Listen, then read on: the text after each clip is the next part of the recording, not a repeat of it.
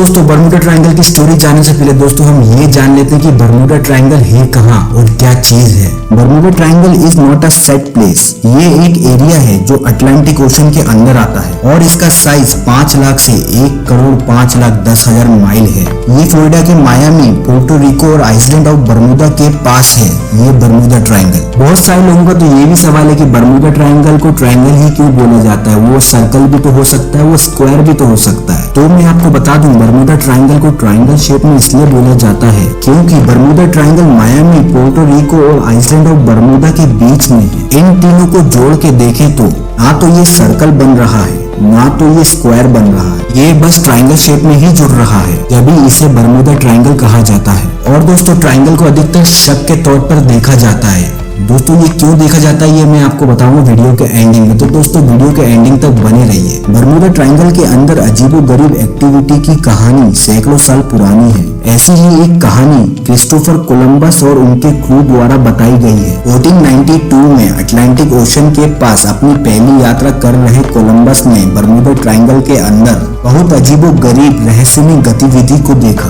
पहली गतिविधि ये देखी उन्होंने कि तारे आकाश में घूमते हुए दिखाई देते हैं, और दूसरी बात ये थी कि कोलंबस ने एक अजीबोगरीब रहस्यमय रोशनी को देखा, एक मोमबत्ती की तरह। कोलंबस ने देखा था कैंडल जैसी चीज वहाँ पर ऊपर नीचे घूम रही है। जब कोलंबस ने अपने क्रू से पूछा कि तुमने वहाँ पर एक रोशनी देखी, तो उनके क्रू ने भी यही बताया कि हमने भी वहाँ पर रोशनी देखी। तो फिर बाद में अचानक से ही वो रहस्यमय रोशनी गायब हो गई, फिर अचानक से वो वापस भी आ गई। ये चीज कोलंबस और उनके क्रू ने अपनी आंखों से देखा। कोलंबस के अनुसार दिमाग हिला देने वाली चीज ये थी कि उस जगह के अंदर से एक राउंड शेप का रहस्यमय ऑब्जेक्ट बाहर आ रहा है। फिर बाहर आने के बाद वो ऑब्जेक्ट अचानक से ही आसमान की ओर उड़ गया। दोस्तों अब मुझे पता चला कोलंबस ने जो अजीबोगरीब रोशनी देखी थी कैंडल की, वो शायद इस ऑब्जेक्ट की रोशनी भी हो सकती है, यानी लाइट हो सकती है। कोलंबस ने जो ऑब्जेक्ट देखा था वो मेरे हिसाब से एक यूएफओ होना चाहिए। आज के टाइम में अगर ऐसा कुछ होता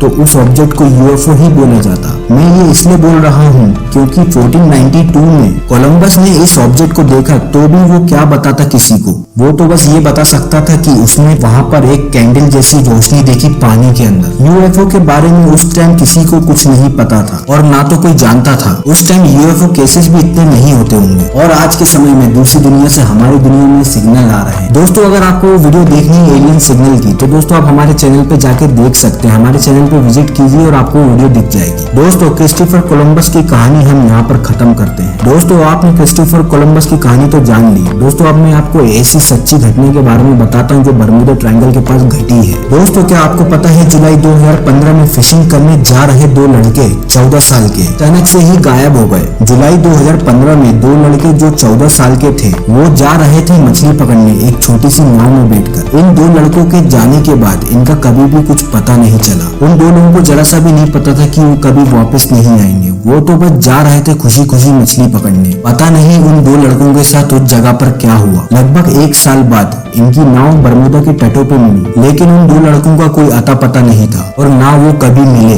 दोस्तों आपका क्या कहना है इन 2 लड़कों के बारे में, आप मुझे जरूर कमेंट में बता सकते हैं। क्या उन्हें समुद्र निकल गया, क्या वो रहस्यमय तरीके से गायब हो गए, क्या उन्हें कोई समुद्री दानव खा गया? चलो अब हम ऐसी ही 2 और घटना के बारे में बात करते हैं। एक कार्गो शिप जो जा रहा था अपने सफर पे। दोस्तों उस कार्गो शिप का नाम था एलन ऑस्टिन। शिप पर सवार चालक दल को बर्मुडा ट्रायंगल के भीतर एक छोटी सी नाव बहती हुई दिखी। शिप के क्रू ने सोचा कि इस नाव को किसी ने शायद छोड़ दिया है। दोस्तों जो शिप का कैप्टन था उसका नाम था कैप्टन बेकर। जब कैप्टन बेकर ने देखा तो उन्होंने अपने क्रू में से 4 लोगों को बोला कि तुम 4 लोग उस नाव पर जाओ और उस नाव को न्यूयॉर्क पर ले जाओ। कैप्टन बेकर ने उन 4 लोगों को ये आदेश दिया।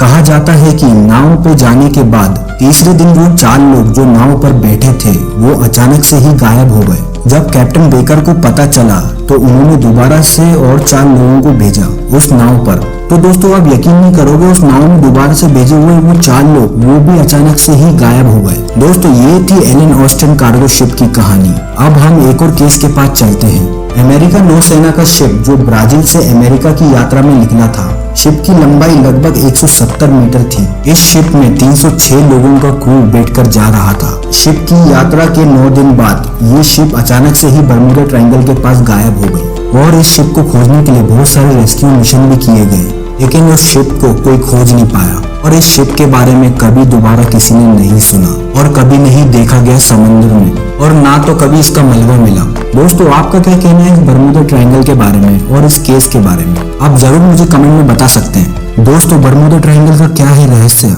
और क्या है कहानी। कुछ लोगों का तो ये भी कहना है बर्मुडा ट्रायंगल के अंदर एक रहस्यमय दानव रहता है और कुछ लोग तो ये भी बोलते हैं कि बर्मुडा ट्रायंगल के अंदर एक होल है जो दूसरी दुनिया से कनेक्ट है और ये एक रास्ता है किसी और दुनिया में जाने का और इसे हमारी दुनिया का ब्लैक होल भी कहा जाता है। दोस्तों किसी को नहीं पता कि अभी बर्मुडा ट्रायंगल के अंदर क्या है, ये तो अभी तक मिस्ट्री है। और दोस्तों किसी को अगर जानना है इस मिस्ट्री के बारे में तो उसे बर्मुडा ट्रायंगल के अंदर जाना होगा और ये चीज तो कोई नहीं कर सकता ताकि दोस्तों किसी को मरना तो नहीं उसके अंदर जाके। चलो दोस्तों मान लो आप जा रहे हो किसी शिप में बैठ के घूमने, दोस्तों अचानक से ही आपकी शिप गलती से बर्मुडा ट्रायंगल के पास पहुंच गई और पानी के अंदर से एक डरावना सा दानव निकला, तो आप क्या करोगे। दोस्तों करने के लिए तो बस दो चीज है, या फिर आप उसके साथ समुद्री चाय पी लो या फिर आप तुरंत वहां से भाग जाओ। दोस्तों आप क्या करोगे आप मुझे जरूर कमेंट में बताना। दोस्तों क्रिस्टोफर कोलंबस के कहने के अनुसार मुझे ऐसा लगता है कि शायद बर्मुडा ट्रायंगल के अंदर कोई रास्ता होगा जो दूसरी दुनिया से कनेक्ट होगा, क्योंकि कोलंबस ने बताया था कि उन्होंने एक कैंडल जैसी रोशनी देखी उस पानी के अंदर और उस पानी के अंदर से एक अननोन ऑब्जेक्ट को पानी के बाहर आते हुए देखा। और हैरानी वाली बात तो ये है कि कोलंबस को पानी के अंदर तारे दिखाई दिए थे। दोस्तों ये बोलना भी गलत नहीं होगा शायद कि एलियन का आना जाना वहाँ पर लगा रहता हो और क्या पता वहाँ पर एलियन ने ऐसी टेक्नोलॉजी बना के रखी होगी जो हमारी दुनिया से उनकी दुनिया पर जाने का एक जरिया हो और हम कोलंबस की बात को भी झुटला नहीं सकते ताकि दोस्तों हम खुद ही वहाँ पर नहीं गए हैं। दोस्तों कुछ भी हो सकता है, आपका क्या कहना है आप मुझे जरूर बताइएगा। बर्मुडा ट्रायंगल की कहानी। दोस्तों अब हम ट्रायंगल की बात कर लेते हैं। ट्रायंगल को हमेशा शक के नजरों से क्यों देखा जाता है तो आप लोग जानते ही होंगे और दोस्तों जो लोग नहीं जानते उनको मैं बता देता हूँ और जो लोग जानते हैं उनको तो पहले ही समझ में आ गया होगा कि मैं क्या बोलना चाह रहा हूँ। दोस्तों जहाँ तक मैंने सुना है अगर किसी भी आदमी को तरक्की चाहिए तो उसे इल्यूमिनाटी के अंदर एक बलि देनी पड़ती है किसी अपने की। और दोस्तों इल्यूमिनाटी का जो साइन होता है वो ट्रायंगल में ही होता है और बीच में एक आग बनी रहती है, तभी दोस्तों ट्रायंगल को एक शक के तौर पर देखा जाता है। लेकिन दोस्तों वास्तव में बर्मुडा ट्रायंगल के साथ ऐसा कुछ नहीं है। बर्मुडा ट्रायंगल को ट्रायंगल के रूप में इसलिए देखा जाता है कि बर्मुडा ट्रायंगल 3 द्वीपों के बीच में आता है और उन द्वीपों को जोड़ने पे बनता है ट्रायंगल, जब भी बर्मुडा को बर्मुडा ट्रायंगल कहा जाता है। दोस्तों यही थी सच्चाई।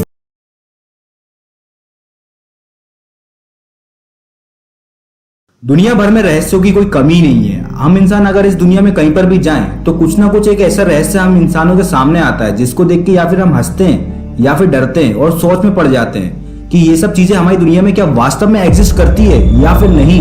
ऐसी ही एक रहस्यमय जगह है जहाँ पर कोई चीज जाती है तो कभी वापस नहीं आती है। इस जगह को इतना रहस्यमय और डरावना माना जाता है कि यहाँ पर अगर कोई इंसान तो फिर भी छोटी बात है, यहाँ पर बड़े बड़े देश जाने से डरते हैं। लेकिन सवाल तो ये है कि यहाँ पर जाने से बड़े बड़े देश और इंसान क्यों डरते हैं और ये कौन सी जगह है, क्या है इस जगह का रहस्य, क्यों इंसान इस जगह का रहस्य आज तक सॉल्व नहीं कर पाया। इतनी बातें सुन के तो आपको जगह के बारे में तो पता चल गया होगा, अगर नहीं पता चला तो चलो मैं बताता हूँ। इस जगह का नाम है द बर्मुडा ट्रायंगल। इस जगह पर 100 से ज्यादा अधिक प्लेन और शिप गए लेकिन वो कभी वापस नहीं आ पाए। ये प्लेन और शिप वहां पर चले तो जाते थे लेकिन जैसे ही ये वहां पर जाते थे तो उनका कंपास काम करना बंद कर देता था और वो रहस्यमय तरीके से गायब हो जाते थे वहां पर। इनके वहां जाने के बाद इनका क्या होता था और ये कहाँ चले जाते थे, ये कहाँ गायब हो जाते थे, ये किसी को नहीं पता। जब ये आज तक मिस्ट्री है, जब इस जगह को बहुत ही ज्यादा रहस्यमय माना जाता है। जैसे मैंने आपको वीडियो में पहले ही बताया दुनिया भर में रहस्यों की कोई कमी नहीं है, लेकिन ऐसा भी क्या रहस्य है इस दुनिया में जिसको आज तक कोई सुलझा ही नहीं पा रहा। और इस जगह के रहस्य को लोग इसलिए नहीं सुलझा पा रहे हैं क्योंकि वहां पर अगर कोई जाता है तो कभी वापस नहीं आता। अगर कभी कोई वापस ही नहीं आएगा तो लोगों को पता कैसे चलेगा वहां पर है क्या। तो आज मैं आपके लिए लाया हूँ mystery of Bermuda triangle part 2। जिनने हमारा पार्ट 1 नहीं देखा है वो पहले जाके पार्ट 1 भी देख सकते हैं। वीडियो तो शुरू हो जाएगी लेकिन वीडियो को बिल्कुल भी स्किप मत करना, नहीं तो आप इस वीडियो के मजे नहीं ले पाओगे, ताकि आज की वीडियो होने वाली है ज्यादा ही मजेदार और मिस्टीरियस। दोस्तों मैं हूं आपका जॉय और आप सबका स्वागत है हमारे जॉय मिस्टीरियस टीवी पे। दोस्तों जरा सी भी देरी ना करते हुए आज की वीडियो को हम स्टार्ट करते हैं।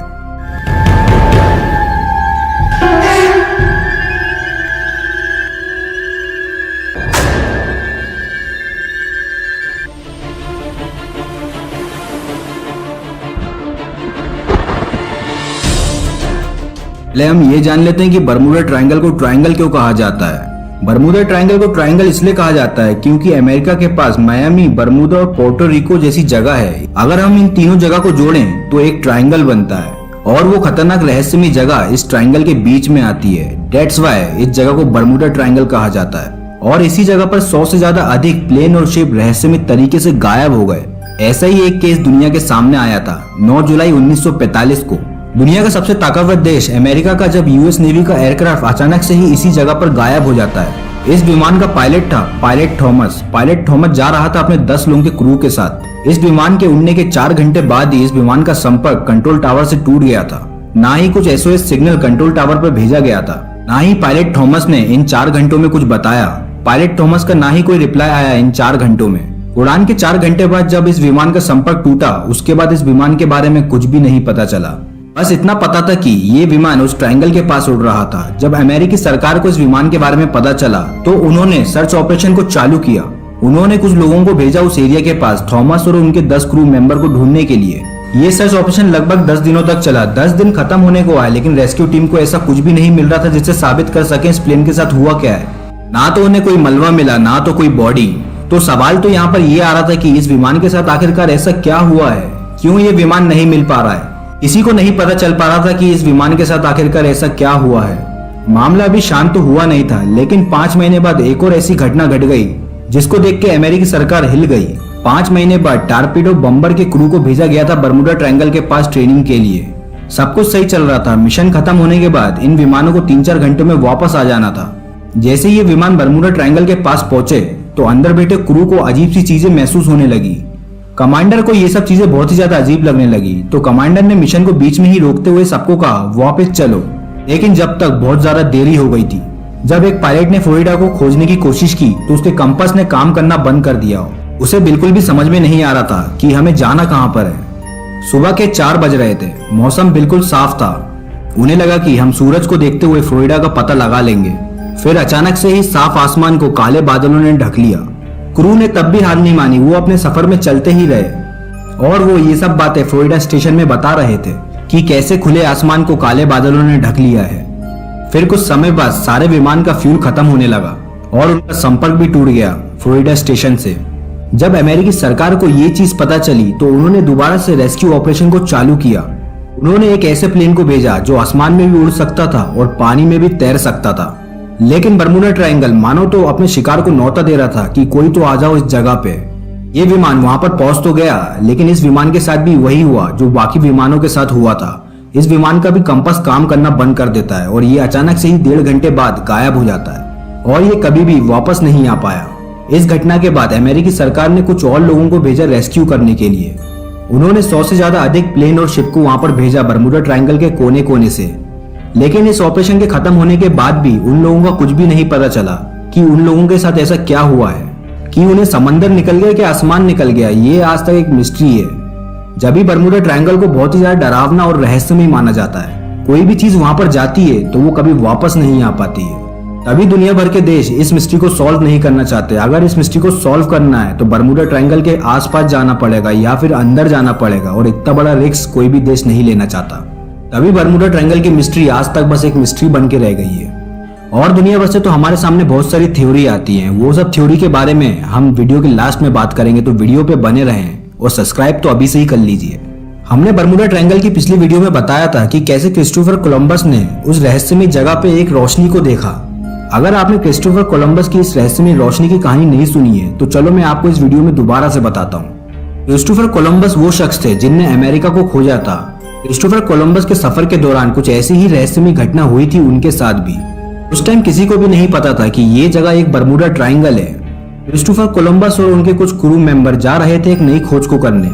जाते जाते जैसे ही वो बर्मुडा ट्रायंगल के पास पहुंचे तो उन्हें वहां पर अजीबोगरीब रोशनियां दिखने लगी, कैंडल की तरह। कैंडल के बारे में मैं इसलिए बोल रहा हूँ ताकि क्रिस्टोफर कोलंबस ने कैंडल के बारे में ही बताया है। वो अजीबोगरीब रहस्यमय रोशनी कभी पानी के अंदर जा रही थी, कभी पानी के ऊपर आ रही थी और कभी रहस्यमय तरीके से गायब हो रही थी और कभी रहस्यमय तरीके से वापस आ रही थी। ये चीज को देखकर क्रिस्टोफर कोलंबस बहुत ही ज्यादा हैरान हुए और ये चीज को बस क्रिस्टोफर कोलंबस ने ही नहीं देखा, ये उनके क्रू मेंबरों ने भी देखा था कि कैसे कोई रोशनी पानी के अंदर और बाहर आ रही है। और जब उन सब लोगों ने पानी के अंदर देखा तो पानी के अंदर उसे तारे दिखने लगे जैसे ही वो पानी में देख रहे थे तो उस पानी के अंदर से एक अननोन ऑब्जेक्ट बाहर आया और आसमान की ओर उड़ गया। ये चीज क्रिस्टोफर कोलंबस को और उनके क्रू मेंबर को इतनी रहस्यमयी और डरावनी लगी ताकि उस टाइम ये सब चीजें देखना बहुत ही ज्यादा रहस्यमयी और दुर्लभ माना जाता था। ये सब चीजों के बारे में आप क्या सोचते हैं, आप मुझे जरूर कमेंट में बताएं। और आप भी एक बार क्रिस्टोफर कोलंबस के बारे में सर्च करिए और जाके जानिए क्रिस्टोफर कोलंबस ने क्या क्या खोजा। ये सब चीजें देखने और सुनने में इतनी इंटरेस्टिंग लगती है, लेकिन वास्तव में ये बहुत ही ज्यादा डरावनी और रहस्यमयी होती है। क्रिस्टोफर कोलंबस को भी क्या पता था कि खोजते खोजते उन्हें कुछ ऐसी रहस्यमय चीजें दिख जाएंगी जिनके बारे में ना तो उन्होंने आज तक देखा है और ना तो कभी सोचा है। ये सब चीजों को आज के टाइम में सुना जाता है और पढ़ा जाता है तो लोग यही सोचते हैं कि शायद इस जगह पे किसी दूसरी दुनिया पे जाने का रास्ता हो, लेकिन वास्तव में इसकी रियलिटी किसी को नहीं पता, ताकि वहां पर आज तक कोई गया ही नहीं है। तो क्या है सच, क्या है झूठ, क्या किसको पता। लेकिन ऐसी जगह पे जाना बहुत ही ज्यादा डरावना और रहस्यमय माना जाता है। गलती से भी कोई भी चले जाए ऐसी जगहों पे तो वो कभी वापस नहीं आता है। तभी ये सब जगहों की मिस्ट्री आज तक अनसुलझी है। इस समय में ये कहीं से भी पॉसिबल नहीं है इस मिस्ट्री को सुलझाना। आने वाले टाइम में आप ये बोल सकते हो कि ये आने वाले टाइम में मिस्ट्री सुलझ सकती है, ताकि आने वाले टाइम में टेक्नोलॉजी भी बहुत ज्यादा एडवांस होने वाली है। आज के टाइम में इतनी एडवांस हो गई है तो आने वाले टाइम में तो और भी ज्यादा होगी। लेकिन हम सब ने कभी कभार तो सोचा ही होगा कि समंदर के अंदर कुछ ना कुछ तो ऐसी चीज होगी जिसके बारे में हम इंसानों को नहीं पता, ताकि हम इंसानों ने 90-95% तो खोजा ही नहीं है। तो हम ये भी नहीं बोल सकते कि शायद समंदर के अंदर कुछ हो ही ना। खोजना सब सुनने और बोलने में तो बहुत ही अच्छा लगता है, लेकिन इस जगह पर खोजना बहुत ही ज्यादा मुश्किल है। छोटी सी भी गलती हुई तो आपकी जान जाना पक्का है और ना तो कभी आप वापस आ पाओगे इस जगह से। तभी इस जगह पर जाके खोजना बहुत ही ज्यादा मुश्किल है। आपको क्या लगता है इस चीज के बारे में, आप मुझे कमेंट में जरूर बताइए। तो हमने क्रिस्टोफर कोलंबस की भी छोटी सी कहानी जान ली है। चलो हम सीधे चलते हैं थ्योरी पे। दुनिया भर से बरमूडा ट्रायंगल के ऊपर अलग अलग थ्योरी बताई गई है। थ्योरी तो ये थी कि शायद बरमूडा ट्रायंगल के अंदर एक दूसरी दुनिया में जाने का रास्ता है जिससे हम एलियंस से कांटेक्ट कर सकते हैं। इस ट्रायंगल के अंदर एक ऐसा होल है जिससे हम किसी और दुनिया में सीधे जाके कनेक्ट हो सकते हैं और ट्रेवल कर सकते हैं। और एक और ऐसी ही थ्योरी में ये बताया गया है कि इस बरमूडा ट्रायंगल के अंदर एक बहुत बड़ा रहस्यमय जीव रहता है, वो सब चीज को निकल जाता है जो भी इस जगह के ऊपर से जाता है। और कुछ थ्योरी में ये भी बताया जाता है कि इस जगह पर मैग्नेटिक फील्ड है, अगर प्लेन और शिप इस जगह के ऊपर से जाते हैं तो वो उन्हें पानी के अंदर खींच लेती है वो मैग्नेटिक फील्ड। लेकिन वास्तव में क्या रियलिटी है ये किसी को नहीं पता। जैसे कि मैंने आपको पहले भी बताया था, अगर वहां पर कोई गया ही नहीं है तो ये सब थ्योरी में विश्वास भी नहीं करना चाहिए। ऐसा नहीं है कि ये सब थ्योरी गलत है, ये सब थ्योरी कहीं ना कहीं सही भी हो सकती है, लेकिन हम इंसान जब तक खुद नहीं देख लेते जब तक मानते नहीं है। जब तक कोई बरमूडा ट्रायंगल के अंदर नहीं जाता और वहां से देख के नहीं आता, जब तक ये मिस्ट्री की मिस्ट्री ही रहेगी बरमूडा ट्रायंगल की। लेकिन एक और ऐसा केस हुआ था जहां पर एक पायलट बरमूडा ट्रायंगल के ऊपर से निकल गया और बाहर भी आ गया। ये मैं आपको पार्ट 3 में बताऊंगा। तो दोस्तों आपको ये वीडियो अच्छी लगी हो तो पार्ट 3 कमेंट में लिख सकते हैं। चलो दोस्तों, बरमूडा ट्रायंगल की कहानी तो यहीं पर खत्म। दोस्तों आई होप आपको मेरी ये वीडियो अच्छी लगी हो तो दोस्तों लाइक करना और सब्सक्राइब करना और दोस्तों बेल आइकन को दबाना तो बिल्कुल भी मत भूलना, ताकि आप हमारी लेटेस्ट वीडियो को देख सके। चलो दोस्तों मैं अब आपसे विदा लेता हूँ, मिलते हैं हम नेक्स्ट वीडियो में।